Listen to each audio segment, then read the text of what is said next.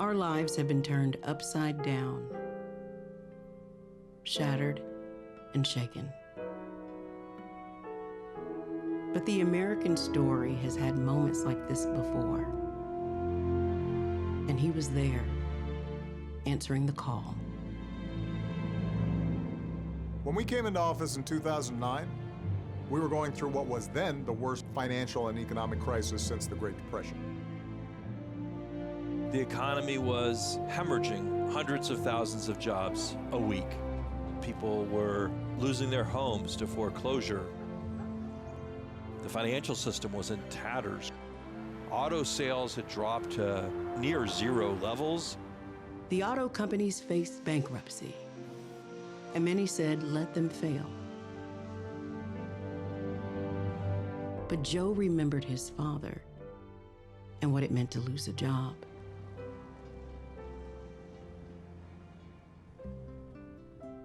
The Finnegans and Bidens were Irish Catholic.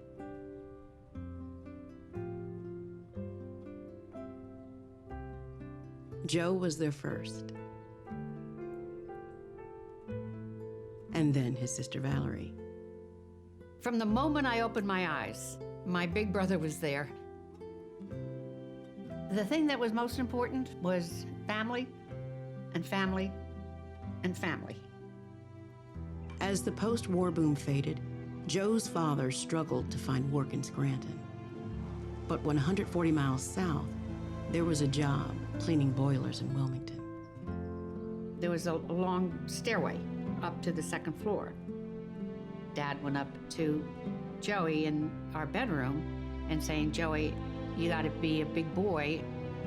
For the first time, Joe saw the heavy burden on a father, and it was a lesson he would never forget.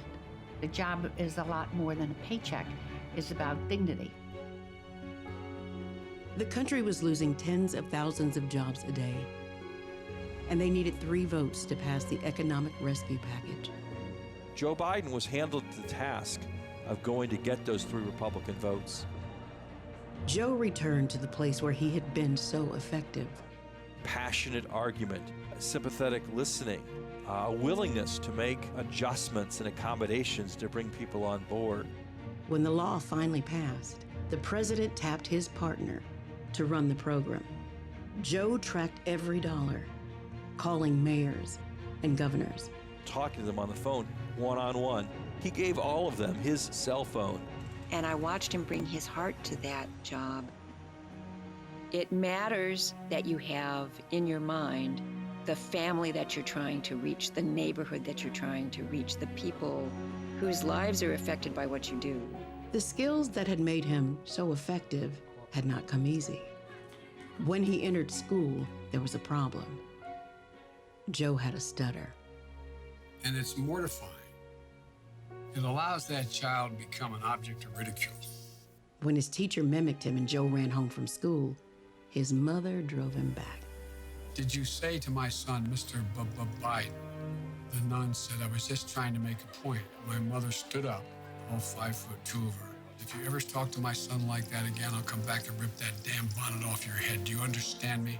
Joey, go back to class. Joe resolved to overcome his stutter. Some letters are harder than others.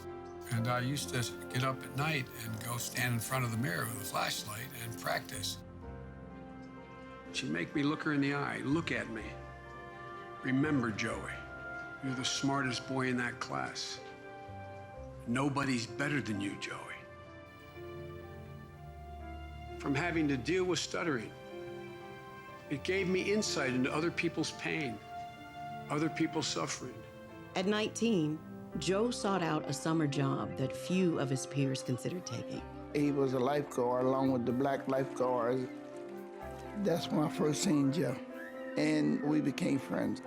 It was one of the best things I've ever done because it gave me a sense that we really didn't know one another. After Martin Luther King Jr. was assassinated, riots broke out in Wilmington, and the National Guard stayed for almost a year. I quit the law firm and asked for a job to become a public defender. That's what sort of got me involved in politics. J. Caleb Boggs was a popular war hero in a solidly Republican state, and few took Joe's campaign seriously. In Delaware, the Democratic Party was non-functional. When it got time to put up a candidate, they didn't want to touch it.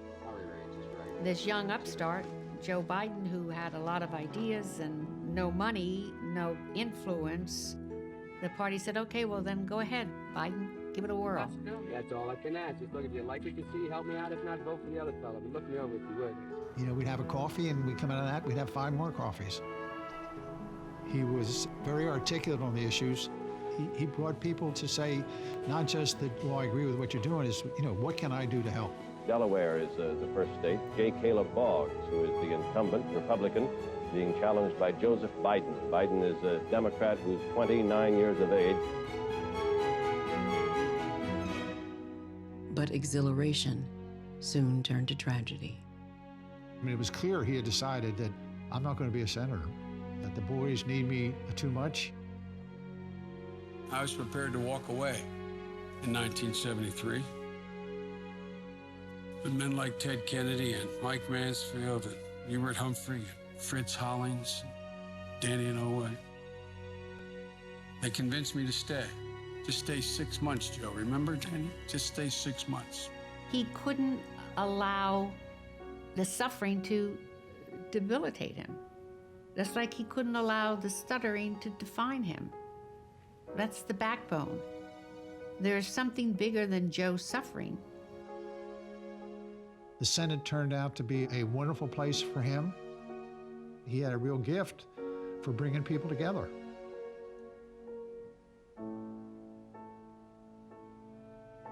The 3 of them had a bond that was forged in sorrow and expanded into joy when Jill entered.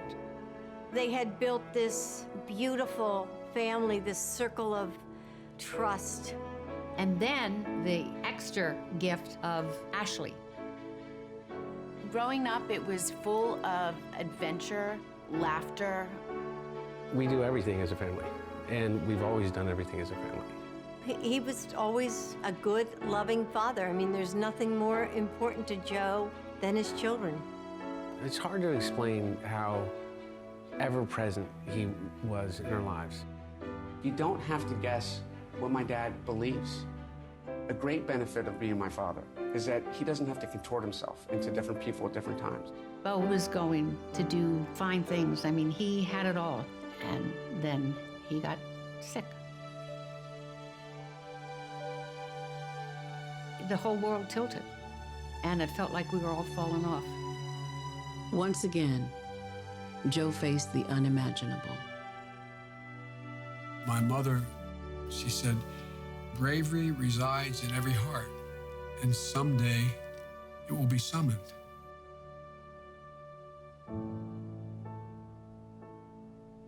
The way he survived losing my mom and my sister, and then losing my brother, is understanding that you have to have purpose. Every day I get up, I ask myself, I hope he's proud of me, because that makes me move on. From his time in the Senate and then the White House, Joe always found a way forward, forging unlikely friendships and alliances. And time after time, he made progress possible, and always holding in his heart the struggles of his family and every family, always fighting to make his country whole. It's a very rare quality to bring your empathy skills to the process of governing. Joe Biden never forgets that that's the point of moving the wheels of government. He will keep his word. He will reach out and hear what other people have to say. To have somebody who believes in what's best in us, somebody like Joe Biden who actually believes in the American idea, that's the kind of person who I want in the White House.